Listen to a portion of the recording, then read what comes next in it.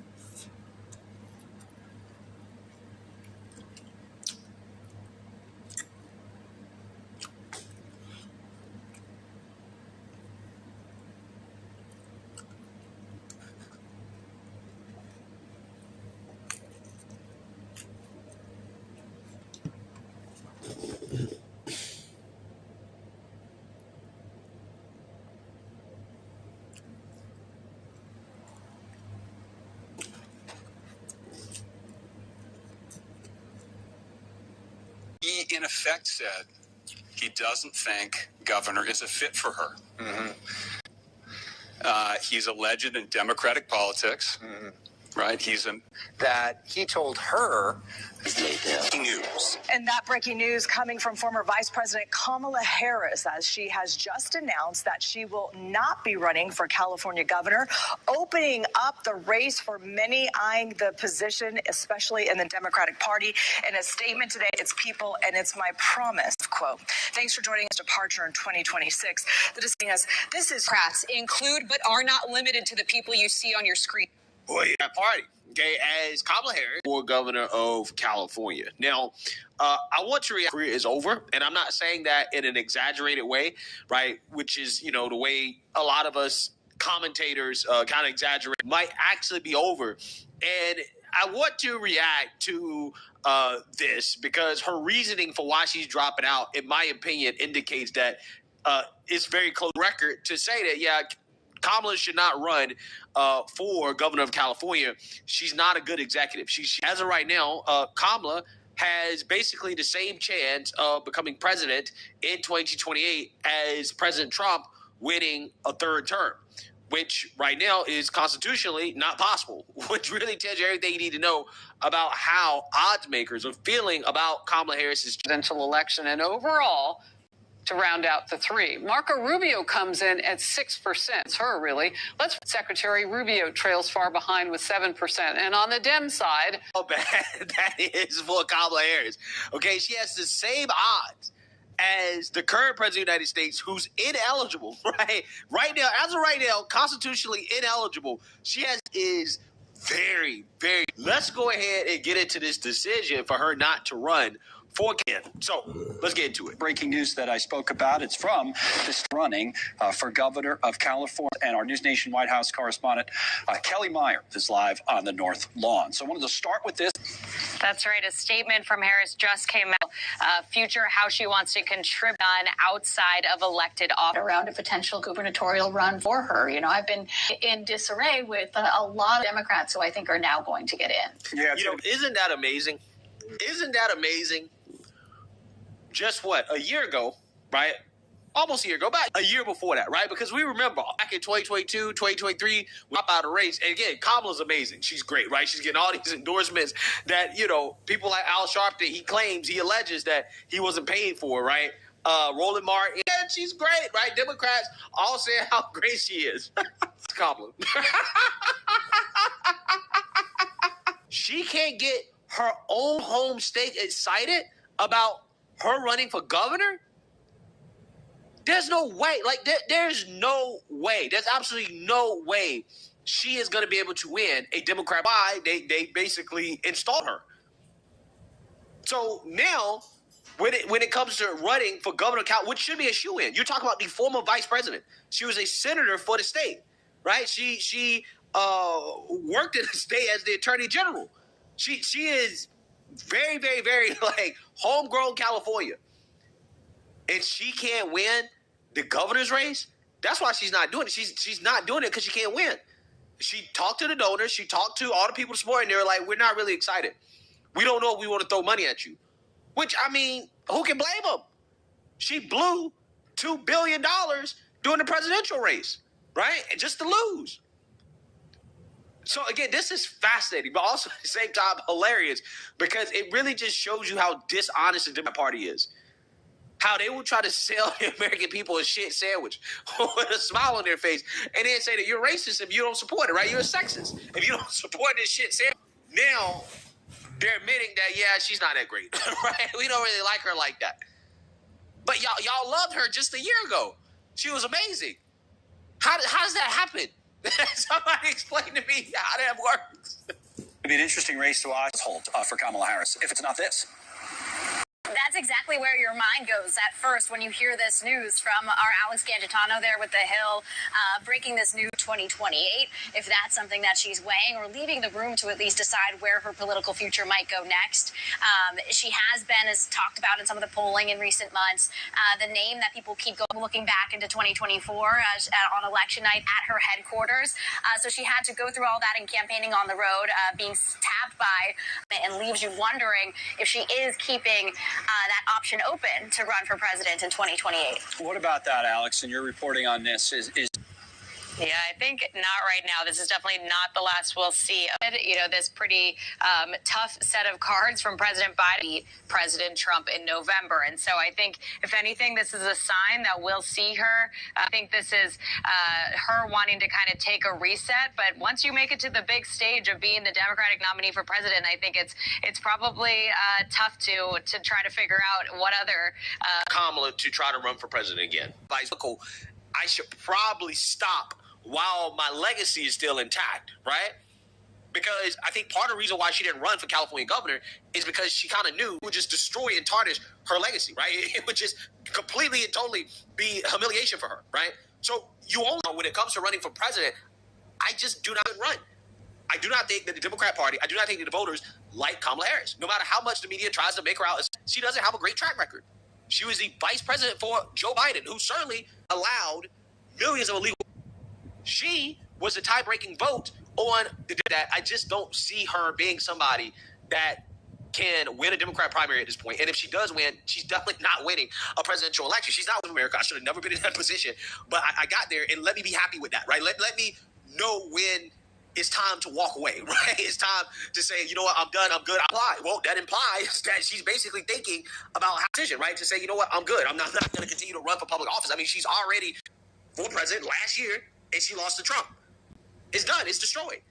And if she wins the Democrat primary and she loses again in the general election, also not good for her legacy.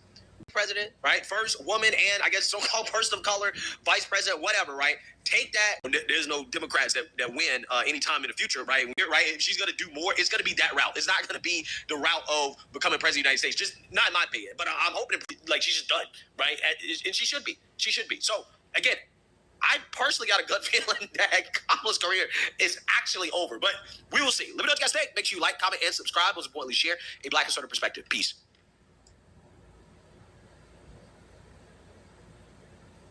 Street takeover leads to an AutoZone getting looted in South LA. KGAL's reporter Tina Patel is at the scene to show us the damage. Employees at this AutoZone are now cleaning up. There was a lot of shattered glass, also a number of items that burglars had in Hoover. It looks like 100 people or so were taking part in that around 4:30 to assess that.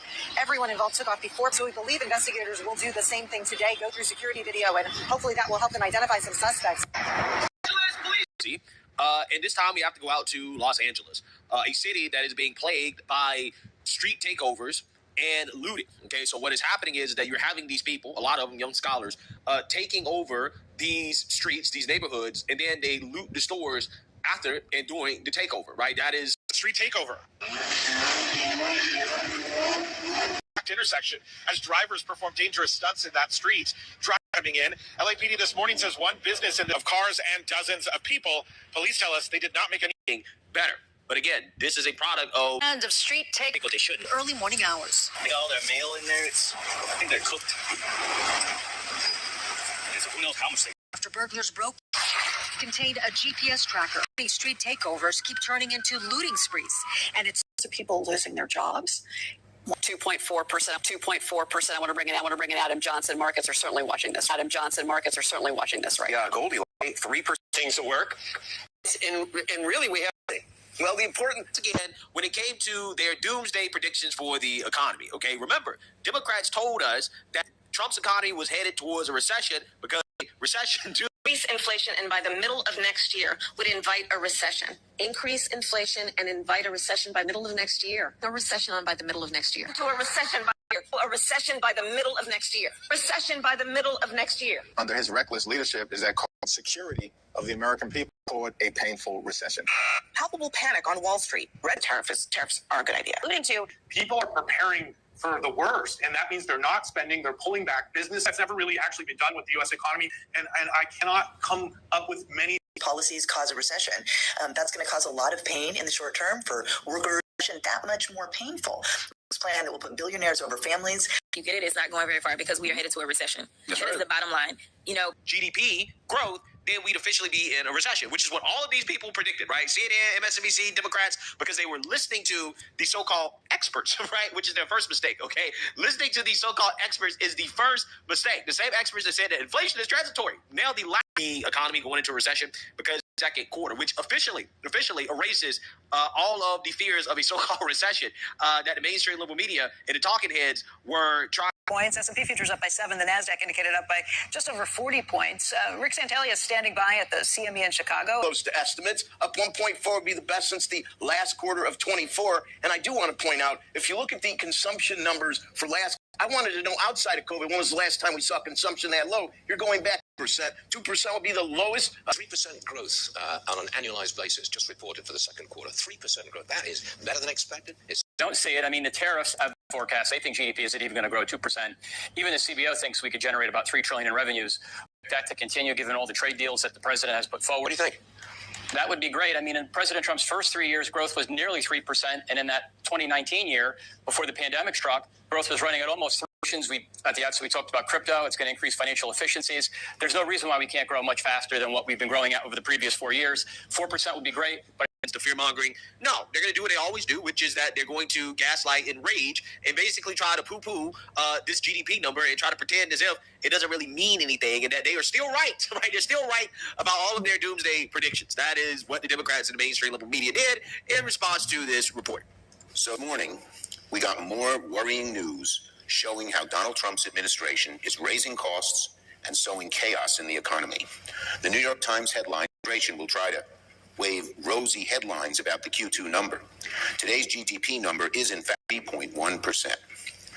The fact that business investment plunged, worried about trading with their international partners and worried in general about the future.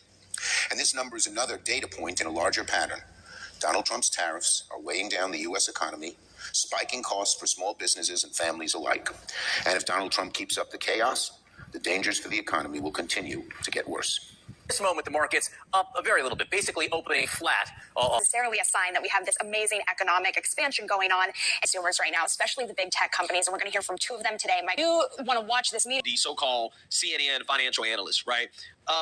Is we had more imports. The only reason came in last quarter, certainly negative because of the imports, right? Which in my opinion, what you have here is just more evidence and proof that the Trump economy is about to show up, okay? Income and the stock market, all their predictions were wrong. They were just wrong. And then they try to poo-poo Biden 2 negative quarters of GDP growth. They said, no, that's not a real recession. That's not real. It's made up, right? It's not a real thing. So, it's just funny how it works. The reality is this. Like I said, we're really going to start to see what Trump's economy is going to look like in the later part of this year, going into midterms and after midterms. We're going to see what it's really going to look like. we're going to see what it's really going to look like, because the business investment that is going to result from the trade deals that have been worked out by President Trump, because, again, he's trying to get the United States to start producing again. That is going to happen. All of the benefits in the big, beautiful bill for businesses to spur production, that is going to happen, right? Those things are going to happen. Like, we're going to see a boost in production. The question is, are we going to see inflation as a result? Okay, somebody posted on X in response to a post that I put out about the GDP numbers. They said, well, Biden had 6 to 7% GDP growth, and you claimed that was bad. And it's like, well, he also had 9 to 10% inflation, right? So if you have bad earnings. So in this case, my point is that if you're getting 3 to 4 or 5% GDP growth, which I think is possible under this administration, and you're getting less than inflation, which we are at this point, right? We're getting less than 3% inflation. Then you're talking about Mr. Russia is attempting to use this program for research or to improve a service that millions count on. No, they are basically trying to weaponize the SNAP program against immigrant communities in violation of the law.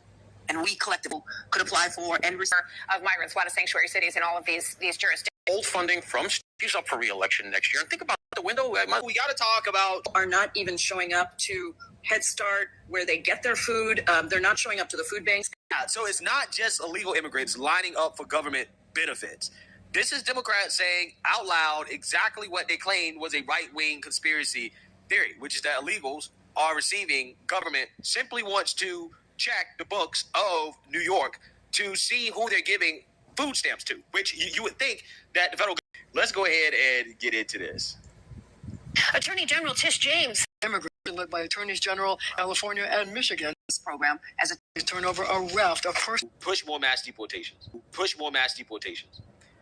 Now, again, I asked the question of if illegal immigrants are not on food stamps, which is just what Democrats say, it's a right-wing conspiracy. Way better than why they're not cutting rates yet. Well, especially since we had percent GDP growth in April. None of those strong GDP growth here.